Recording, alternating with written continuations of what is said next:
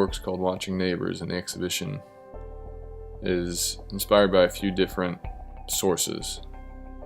I've been inspired by comic books for a number of years. That's how I got interested in making art to begin with.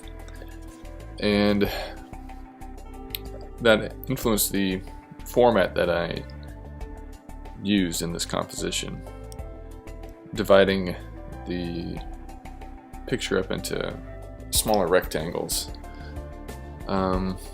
Each of those rectangles becomes a panel of its own, and I try to separate each one in terms of time frame. So you can see a tiny panel up in the upper left within this longer horizontal rectangle, but the environment of that rectangle extends down into this larger vertical rectangle that takes up about half of the drawing itself. Usually to make those rectangles, I just pick up a piece of cardboard or something from the back of the drawing pad and trace around it. I think that I use a DVD case for the smallest panel in that drawing. I just traced around the edges. Typically the subjects I want to draw are people in everyday situations. I try to draw based on places that I've been, places that I find interesting. In Watching Neighbors, that was inspired by Kagoshima City, which is where my wife and I lived for about 3 years. And where we lived was on a hill that we would often walk down in between these houses on these stairways, and we'd go down to lower parts of the city to go shopping and things like that. And I always thought it was strange, this kind of verticality of the city, because I'm from the Midwest.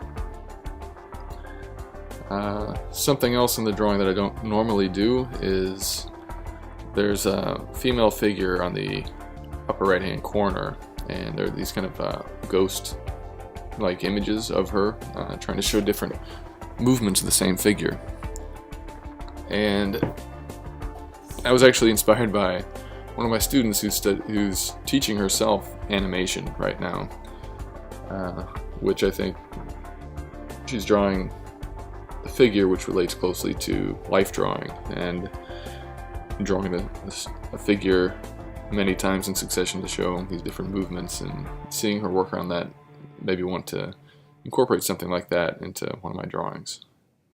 Another drawing in the show is I think up and down Kyushu in Illinois, and I think that I try to highlight that difference between Illinois being relatively flat and Japan being mountainous. The only way I could get any depth for the drawing, the depth for the Illinois section, was to have the point of view be from on top of a bridge, and it's the middle section of the drawing. The top and bottom are supposed to be Japan, a city called Makurazaki, which is where I have submitted work to in a couple times in a large exhibition.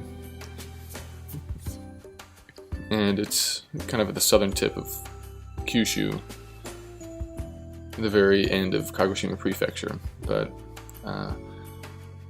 some of the pictures there are taken from just, I guess, going on a walk through Makurazaki with Google Maps on Street View and taking screenshots, and then doing kind of rough sketches based on that, and then after that kind of laying out the drawing based on what I could remember, and then to get details, go back and looking at the screenshots to fill in bits of information that are probably too specific for me to just make up. However, for the Peoria section, which is my hometown in Illinois, I had spent an afternoon walking around taking photographs at one point. I think it was in the maybe summer or winter, sometime when my family and I were home to visit for the holiday. And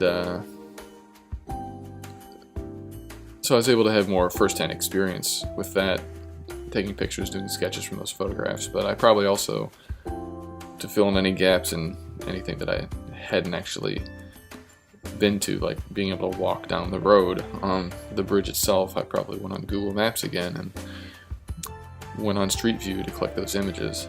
But in the drawing I also try to connect one road to another. I guess the angles and hills of the roads in Japan being similar to, you know, the ramp going up the bridge to go over the river next to Peoria. So this kind of idea of going up or things being elevated, the only way you can get that in Illinois is by going across the river. And the last one I'll talk about is the Heights Overpass drawing, which actually started as a triptych, which was only the right 3 sections of the drawing, and I'm trying to remember what had happened to it. It was a triptych, and I believe I added a section to it so that I could have 2 diptychs. One of them I had left with a gallery friend of mine in Japan to turn it in, to submit it for an exhibition. Unfortunately, there was an electrical, some kind of short in their wiring, and the gallery, the storage area next to the gallery burned down. So a couple of drawings disappeared, and I think the right 2 sections, the far right was one of the diptychs that survived. It was at an exhibition, I think, or it had already been returned to my studio there, and the other disappeared. So it's kind of part of it's recreated on the 2 sections immediately to the left of that, but it's a little bit different. I have photographs of the original, but it changed when I started adding, and I just kept adding paper to it, so I'd have 3 diptychs. So there were 6 sections to the drawing, and I think in the end it ends up being this kind of wild panorama of the balcony of this apartment building. You know, it's not any specific apartment building that I would have stayed at. There's no real place that keeps going and going like that. But it's something that I'm interested in, this idea of wide spaces, or movements or directions going up and down, or figures being above or below other figures in unpredictable ways, and just kind of cluttering the geometric kind of layout of this urban landscape. And it was fun to put in these different figures and trying to justify, or trying to figure out something for them to be doing. Like, why is the lady on the right bending down to pick up something? Maybe she had dropped whatever those things are, tickets or pieces of paper, receipts maybe. You know, maybe I was working on collecting receipts for tax returns or something at the time, or I don't remember.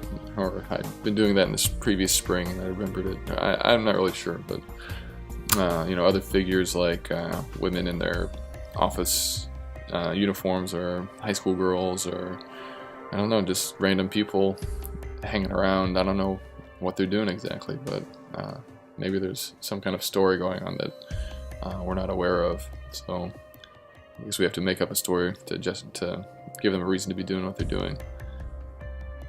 But anyway, that's I find that to be a pretty fun drawing. It was fun to work on. I still think it's, you know, find it pretty crazy, the kind of space that's in there.